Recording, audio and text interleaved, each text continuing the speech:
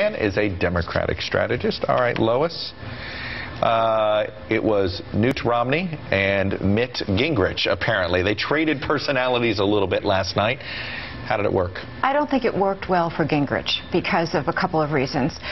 He needs very strong debate performances to, A, compensate that he doesn't have any paid media, and to compensate that he has a weak campaign. And so taking the high road and saying, I'm not going to address this now, I think made him look like he was caught flat-footed and made Romney in command of the facts. You know, what was interesting about Romney, Perry, is that just 5 days ago, the last debate, he said he lamented the fact that he had to go negative, talk about his opponents rather than President Obama. In fact, we asked him about that, and here was his answer. I learned something from that last contest in South Carolina, and that was I had incoming from all directions, was overwhelmed with a lot of the attacks, and I'm not going to sit back and get attacked day in and day out without returning fire. It's a standard answer any candidate gives when they try to say they're going negative, but it was striking that it came within 5 days. So basically what changed? He lost South Carolina. He lost so bad. Never mind, so we saw I'm going to attack and attack, and there were so many minutes of that.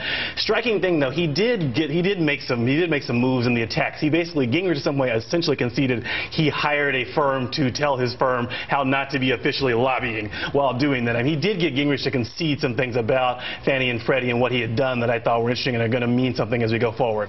You know, Steve, so you basically had two things going on last night of both candidates dealing with their baggage. You had Romney going after him hard on Freddie and this lobbyist thing, and it was sort of splitting hairs. It felt like, what is the definition of is a little bit with Gingrich and the lobbying issue. But then you had Mitt Romney, knowing his tax return was going to get released within hours that they were previewing it, and he still didn't have a very good answer about what is it that is going to be in there that might surprise people. Well, it's difficult, you know, when you shove all your money, not all your money, but a good chunk of your money over to the Cayman Islands.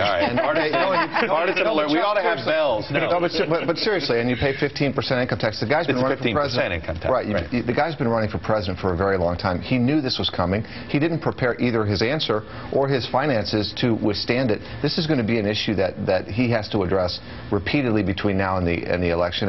And frankly, most Americans don't understand why they pay 30% or 25% or 35%, and Mitt Romney pays 15% on $20 million of it. Well, it's funny you said